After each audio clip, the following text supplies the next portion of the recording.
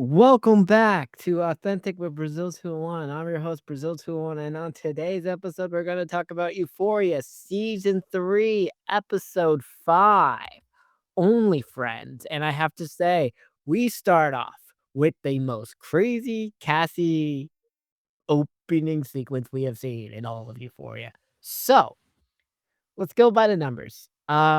Sydney Sweet oh, fuck, Cassie currently has 50,000 subscribers on OnlyFans, and the subscriptions are $10 a month for her OnlyFans.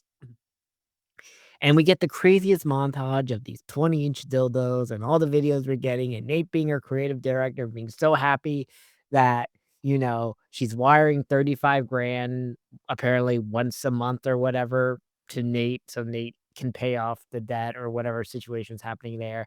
Maddie being her manager, rising to the crop and just being impressed with all of this. And then we get a sequence where Brandon by the way, I'm just kinda realizing who this is based off. So, Brandon lives in a TikTok house. Brandon is clearly based off Josh Richards when he was, like, the prime TikTok white boy, but I don't even know if, like, the TikTok house culture shit exists anymore.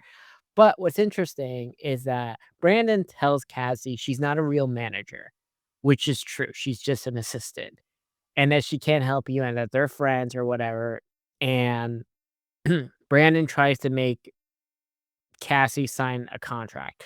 But Brandon is also not, you know, not a real manager, right? They're not rep like Brandon probably is rep at CAA or WME or whatever. But the contract that he tries to make Cassie sign, which she does sign, but we don't know if she actually ever sends it in, right? Which is going to be important for later. Right.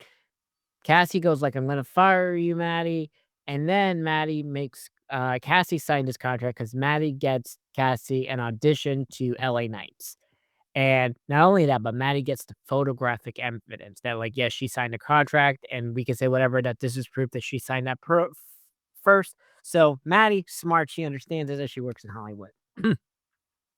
Maddie threatens Lexi to get an audition for a small part on LA Knights, and the more interesting part of this now remember, this is Cassie, not Cindy Sweeney. Cassie has no she's not a SAG-AFTRA member or whatever. So Cassie, the Shakespeare monologue and the funniest thing is in-person auditions do not exist anymore. They have not existed since 2020. I wish they still existed because in-person auditions are more fun because, like, if you pop in the room, it's hard to pop in a self-tape, okay? And look, got lucky, I'm in Devil Wears Prada 2, right? So I get it. But still, like, the in-person thing does not happen anymore. I really wish it does, because I remember doing my in-person audition for Euphoria Season 2 in 2019, right? Now, if you forgot, the pandemic happened, so Euphoria got delayed to 22 or whatever, but I remember doing my in-person audition for Euphoria in, the HBO offices in New York, and it was for the part that, the guy who sings to Ruin Season 2, the dude, the drug addict dude, it was for that part, and I remember I made it to the final 3. Obviously, I did not get the part, but I just remember that because the way that process would be now today in '26 is all Zoom self-tapes, and I hate it because you have to have the fucking fake background and all the other bullshit. It's very annoying, but whatever. Cassie does the slate, and then she does a Shakespeare monologue, which I find weird because usually you have to memorize, like, some lines of dialogue on the sides or whatever to do it, but okay. And then they watch it, and Lexi sees it, and they're like, "Oh, this is your sister," and guess what? Fucking Cassie gets the fucking LA Knights part, which is fucking hilarious. Now, okay, we're doing this, and can I just say Lexi looks beautiful in this episode? And I have questions because we're 6 years post high school, right? Who has Maddie been fucking since high school? We know Lexi is a virgin, and we know Cassie's with Nate, and she's also fucking Brandon now. And Nate, by the way, Nate being such a fucking cuck now, like, what the fuck? I miss psychopath Nate that was also, like, kinda closeted and obsessed with Jules and wanted to fuck Jules. This Nate is such a fucking bitch, it is annoying. I like, what the fuck is happening? Then we have Jules and Rue talking to each other about, like, "Do you want me? Who have you been dating?" A bunch of shit, and and Jules fucks the dude from True Blood in the penthouse, and the guy is angry because he sees boxers, and he doesn't believe that, like, Jules is friends with this lesbian or whatever. He thinks Jules is fucking other men in the penthouse. I don't know if he's dumb Jules, but we see that. Rue is a chaos agent now in everybody's life because what happens is Alamo meets Maddie and Rue at the diner where, like, she usually talks with Coleman Domingo, and Rue leaves, and she has to bury, dig her own grave or whatever, and Maddie explains, like, the OnlyFans situation, like, "Let me see your strippers," and the whole thing, and Alamo's impressed. He's like, "Okay, interesting, interesting, interesting." He's like, and he meets the strippers, and Maddie is being street smart. Maddie can protect herself, right?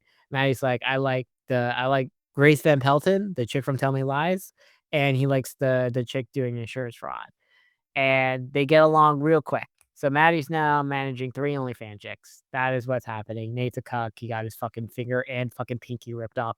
Gotta really wonder what Nate's health insurance is like here. But that's what's happened on this episode of Euphoria. A lot of giant hits. We got to see, Sydney Sweeney stick vibrators up her vagina on television. Wonderful. Oh, also the sequence where she's going on the podcast circuit and somebody have the gif of where they ask her, "So you're a Democrat?" And Sydney Sweeney Cassie goes, "No, I'm not retarded." Genius. I love Euphoria so much. Maddie's hot, Lexi looks beautiful.